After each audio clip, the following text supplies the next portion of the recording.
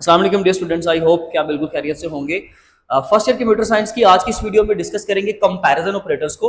Comparison operators का जो दूसरा नाम है, हम इनको रिलेशनल ऑपरेटर्स भी कहते हैं, क्योंकि एक्चुअली ये दो वेरिएबल्स या दो नंबर्स के दरमियान में हम लोगों को क्या बताते हैं, रिलेशन भी बताते हैं, यानी कि उनके दरमियान में क्या ताल्लुक है, क्या रिलेशन है। तो इसलिए इनको रिलेशनल ऑपरेटर्स भी हम लोग कहते हैं। They are use to compare two values और एक्सप्रेशंस। आपके पास दो एक्सप्रेशन भी हो सकते हैं जिनको आपने कंपेयर करना है, और दो वैल्यूज भी हो सकती है। क्या मतलब इस बात का, देखें जी, इसका वैल्यूज का और एक्सप्रेशन में क्या फर्क है। देखें, जैसे कि मेरे पास सिंपल एक वेरिएबल लिखा हुआ है ए, तो आप कह सकते हो कि ये एक सिंपल वेरिएबल है या एक वैल्यू है। जैसे कि अगर मैं इसको प्रॉपरली वैल्यू ही बना देता हूं, तो चले मैं लिख देता हूं 8, ये 8 लिखा हुआ है, तो 8 इज लेस देन 7 फॉल्स है डेफिनेटली, लेकिन मैं जस्ट एग्जांपल दे रहा हूं। तो ये मैंने दो वैल्यूज के दरमियान में आपको रिलेशन बताया। रिलेशन क्या मतलब कि भाई इनके दरमियान में क्या रिलेशन है। रिलेशन से मुराद यहाँ पर ये कि या तो एक नंबर दूसरे नंबर से छोटा है, या दूसरे नंबर से बड़ा है, या उसके बराबर है, या बराबर नहीं है। तो इस तरह से हम लोग रिलेशन बताते हैं। तो मैंने दो वैल्यूज लिखी। अगर मैं एक्सप्रेशन लिखता हूँ तो मैं लिख देता हूँ जैसे यहाँ पर a+8 लेस देन b-3, तो ये दो एक्सप्रेशन हैं। आप यहाँ पर ये भी लिख सकते हो a+b लेस देन c, तो ये भी ठीक है जी, एक्सप्रेशंस हैं। तो इसका मतलब है कि ये एक्सप्रेशंस के दरमियान में भी कंपैरिजन करवा सकता है और वैल्यूज के दरमियान में भी करवा सकता है। कौन से ऑपरेटर? कंपैरिजन, या जिनको हम रिलेशनल ऑपरेटर कहते हैं। They determine the relational logic between them such as. देखें जी, दो एक्सप्रेशंस या दो वेरिएबल्स के दरमियान में ये क्या करते हैं, रिलेशनल लॉजिक बताते हैं। रिलेशनल लॉजिक जैसे कि फॉर एग्जांपल क्या, कि या तो दोनों नंबर एक दूसरे के एग्जैक्टली इक्वल हैं, तो इक्वालिटी के लिए हम लोग ये वाला सिंबल यूज करेंगे। इक्वालिटी के लिए जब दोनों एक दूसरे के एग्जैक्टली इक्वल होंगे तो वन टाइम इक्वल नहीं आएगा। वन टाइम इक्वल जो हम लगाते हैं ना, जैसे कि हम लोग ये सिर्फ लिखते हैं इक्वल, ये तो हमारा असाइनमेंट ऑपरेटर है। राइट वाली वैल्यू लेफ्ट वाले वेरिएबल को असाइन करने के काम आता है, ये असाइनमेंट ऑपरेटर है, इसका काम अलग है। हम मैथ्स में कहते हैं जी a is equal to B, C is equal to D, वो इक्वल टू हम इवन मैथ्स में वो वर्ड पढ़ भी देते हैं, रीडिंग भी कर देते हैं, लेकिन actually equal to operator programming में मोस्टली लैंग्वेज में ये होता है। ठीक है जी, इक्वालिटी ऑपरेटर। और अगर कोई चीज दूसरी चीज के इक्वल नहीं है तो नॉट इक्वल्स टू, उसके लिए हम नॉट के लिए मोस्टली एक्सक्लेमेशन मार्क यूज करते हैं, साथ में वन टाइम आपका इक्वल टू का सिंबल, तो नॉट इक्वल टू, जब एक चीज दूसरे के बराबर नहीं है। ठीक है, जैसे 7 इज नॉट इक्वल टू 8। इसी तरीके से अगर आपने लेस देन या ग्रेटर देन का बताना है तो लेस देन, या फिर ग्रेटर देन, या लेस देन और इक्वल्स टू, ग्रेटर देन और इक्वल्स टू। डिटेल्स अभी इनके ऊपर एग्जांपल के साथ बात करते हैं, लेकिन ये आपने याद रखना है कि टोटल वी हैव 6 रिलेशनल और कंपैरिजन ऑपरेटर्स। इक्वल टू यानी कि equality, not equal to, less than, greater than, less than equal to and greater than equal to. और यही ऐसे ही, लेस देन अगर पहले आ रहा है तो पहले ही लगाना है, इक्वल्स टू पहले लगाओगे तो सिंटैक्स एरर आ जाएगी। और याद रखिएगा ये सारे जो ऑपरेटर्स हैं, जो सबसे इंपॉर्टेंट पॉइंट है वो ये कि आपको जो आंसर देंगे ये या ट्रू में या फॉल्स में आंसर देंगे। इनका आंसर कोई defined integer value, whole number value, floating point value नहीं होगा। इनका आंसर होगा या ट्रू या फॉल्स, अगर आप उसको इंटीजर टाइप लिखें, क्योंकि एक्चुअली ये बूलियन वेरिएबल्स हैं, और बूलियन वेरिएबल्स आपके इंटीजर वेरिएबल्स का सब टाइप होती है, यानी कि उनका सबसेट है। तो आप समझ लो कि अगर हम इसको इंटीजर टाइप देंगे तो वो t की जगह पे 1 और f की जगह पे आंसर क्या दे देगा, 0। तो वो प्रोग्राम को अपने मर्जी से आपने घुमाना है। ठीक है जी, होप्स हो कि आपको थ्योरी समझ आ गई है कि हम लोगों ने दो वेरिएबल एक्सप्रेशंस के दरमियान में उनका कंपैरिजन करना है। ठीक है, उनके दरमियान का रिलेशन बताना है कि एक वैल्यू दूसरे से छोटी है, बड़ी है, बराबर है, नहीं बराबर, या जो भी है वो हम लोगों ने विद एग्जांपल अब डिस्कस करना है। सबसे पहले मैं ऊपर कमेंट वगैरह नहीं लिख रहा, आप लोग लिख लीजिएगा ताकि वीडियो की लेंथ जरा ज्यादा ना हो, इसलिए मैं जस्ट टू द पॉइंट रहना चाहता हूं। दो वेरिएबल है हमारे पास, x और y, 10 और 5, x की वैल्यू 10, y की वैल्यू 5। कैसे हुआ प्रीवियस वीडियो में जाकर लाजमी तौर पर देख लीजिएगा, अगर किसी को समझ ना आए तो। प्रिंट किया जी ये पूरी स्टेटमेंट।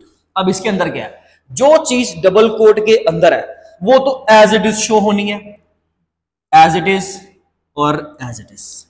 और बाकी जो चीज वेरिएबल के, सॉरी, डबल कोट के बगैर होती है वो स्ट्रिंग नहीं होती। ठीक है, और इन स्ट्रिंग्स को बाकी चीजों के साथ जोड़ने के लिए दरमियान में कोमा, इसको इसके साथ जोड़ने के लिए कोमा, इसको इसके साथ जोड़ने के लिए दरमियान में कोमा, और इसको इसके साथ जोड़ने के लिए दरमियान में कोमा। कोमा की भी रीजन हो गई क्लियर। अब सिर्फ रह गया एक्स, वाई और एक्स ग्रेटर देन वाई। देखिए जी, एक्स की जगह पर उसकी वैल्यू शो होगी 10, वाई की जगह पर उसकी वैल्यू शो होगी 5, सॉरी इस वक्त इस एग्जांपल में 5 है।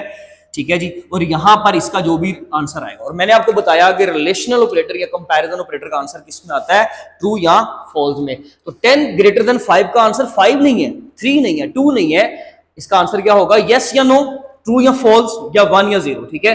तो x ग्रेटर देन 5, तो 10 इज ग्रेटर देन 5 का आंसर क्या होगा? डेफिनेटली इसका आंसर होगा ट्रू, यानी कि बूलियन वैल्यू आपको जो है वो आंसर में मिलेगी। और ये सर हमने क्या किया है भाई, देखें ये जस्ट आपको समझाने के लिए कि भी आप यहाँ पे x लिख लो, ठीक है। यहाँ पे आपने वो ऑपरेटर एज ए डिस्प्यूट करवा दिया ताकि आप बता सको जितने भी लर्नर्स हैं, जितने भी स्टूडेंट्स हैं, ताकि उनको ये समझ आए कि एक्चुअली ये हम लोगों ने इस रिलेशन का ये आंसर निकाला है। अगर मैं एग्जैक्टली लिख दूं, यहां पे लिख लेते हैं print x greater than y, तो फिर डेफिनेटली आपने कोई चीज प्रिंट नहीं करवाई, कोई भी चीज प्रिंट नहीं करवाई, सिर्फ एक ही चीज प्रिंट करवा रहे हो उसका आंसर। और इसका आंसर क्या है इस वक्त की एग्जांपल के अकॉर्डिंग? इसका आंसर होगा t। आपको स्क्रीन पर क्या शो हो जाएगा? आउटपुट शो हो जाएगा टर्मिनल पे t।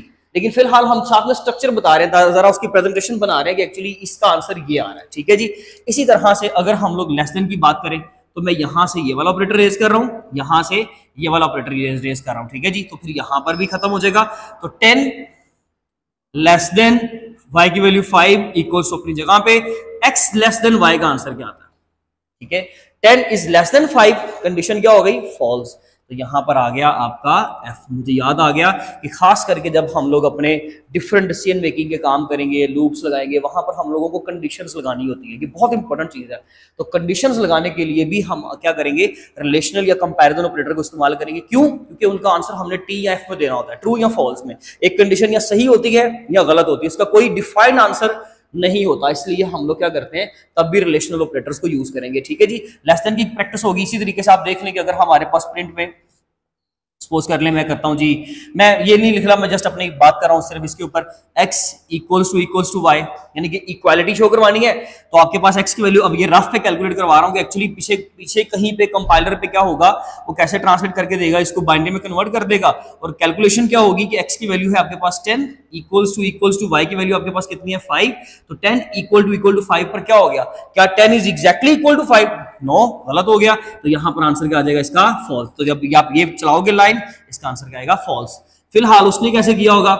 इक्वालिटी, यहां पे भी इक्वालिटी, तो आपको शो हो जाएगा यहां पे x यानी कि 10 इक्वल्स टू 5 का आंसर आएगा इक्वल्स टू f, ठीक है जी। और अगर मैं कह दूं नॉट ऐसे, नॉट यहां पे, तो x not equals to 5 equals to, बताएं जरा मुझे, 10 नॉट इक्वल टू 5 का आंसर क्या आ जाएगा? True. Yes, 10 is not equal to 5, तो आंसर क्या आएगा? ट्रू, यानी कि 10 5 के बराबर नहीं है। यस, ठीक कह रहे हो, ट्रू आ गया। बात समझ आ गई। इसी तरह से लेस देन और ग्रेटर देन की बात कर लेते हैं। ये थोड़ा सा इंपॉर्टेंट और क्रिटिकल भी, अक्सर बच्चों को इसकी समझ नहीं आती। लेस देन और ग्रेटर देन, इसकी प्रैक्टिस हम कर लेते हैं। देखिए जी, x उसकी जगह पे आ गया 10, लेस देन और इक्वल्स टू, लेस देन और इक्वल्स टू, y की जगह पे आ गया 5 इक्वल्स टू, अब यहां पर आ गया 10, सॉरी ये कैलकुलेशन खुद ही होगी। तो 10 इज लेस देन और इक्वल्स टू 5, तो 10 इज लेस देन और इक्वल्स टू 5। दोनों में से अगर एक भी चीज चला देना, दोनों नंबरों के दरमियान में वो चीज सेट कर दे, तो हम इसको ट्रू मान लेते हैं। लेकिन इस वक्त 10 ना तो लेस देन है 5 से और ना ही 10 इक्वल है 5 के, तो आप यहां पर इसको इक्वल टू कंसिडर कर सकते हो, ठीक है जी, इस सिंटैक्स की हद तक। तो 10 ना तो 5 से छोटा ही है ना इक्वल है, दोनों ही फॉल्स हो गए प्रॉपरली, तो आंसर क्या आएगा लास्ट पे? फॉल्स। लेकिन अगर लेट्स सपोज मैं एक चीज चेंज करता हूं, यहां पे मैं कर देता हूं 15, यहां पे क्या कर दिया 15, तो 10 इज लेस देन और इक्वल्स टू 15, तो 10 15 के इक्वल तो नहीं है, लेकिन 10 इज लेस देन 15, एक चीज चल गई, एक भी चीज चल जाएगी तो आंसर क्या आ जाएगा लास्ट पे? ट्रू आ जाएगा। तो इस तरीके से लेस देन, ग्रेटर देन और लेस देन और इक्वल्स टू, ग्रेटर देन और इक्वल्स टू को हम लोग क्या करते हैं? इस्तेमाल करते हैं। दोनों में से अगर एक भी चीज आपकी ठीक आ जाए तो हम उसको इस्तेमाल कर लेते हैं, यानी कि हमारा आंसर क्या आ जाता है? ट्रू आ जाता है। सिर्फ इतनी बात याद रखिएगा, खास करके कंडीशंस के लिए, जब हम लोगों ने कंडीशनल स्टेटमेंट्स बनानी है, तो कंडीशन के लिए हम लोग डिसीजन मेकिंग के लिए ऐसी सिचुएशंस में हम लोग रिलेशनल ऑपरेटर या कंपैरिजन ऑपरेटर्स को इस्तेमाल करते हैं। एमसीक्यू का क्वेश्चन याद रखिएगा कि इसका जो फाइनल आंसर आता है वो किस फॉर्म में आता है? ट्रू या फॉल्स में, यानी कि बूलियन वेरिएबल। और अगर इंटीजर अगर आप टाइप सेट कर दोगे तो आंसर में आ जाएगा टी की जगह पे 1 और एफ की जगह पे 0। इसके अलावा कोई आंसर आपको नहीं दे देता। हाउ मेनी रिलेशनल ऑपरेटर्स या कंपैरिजन ऑपरेटर्स वी हैव? 6। सबके सिंबल्स याद होने चाहिए, सबके मतलब तैयार होने चाहिए, तो आपका ये टॉपिक अच्छे से तैयार हो जाएगा। अब इंशाल्लाह मिलेंगे अपनी नेक्स्ट वीडियो में। अपना बहुत ख्याल रखें। Thank you so much. Allah Hafiz.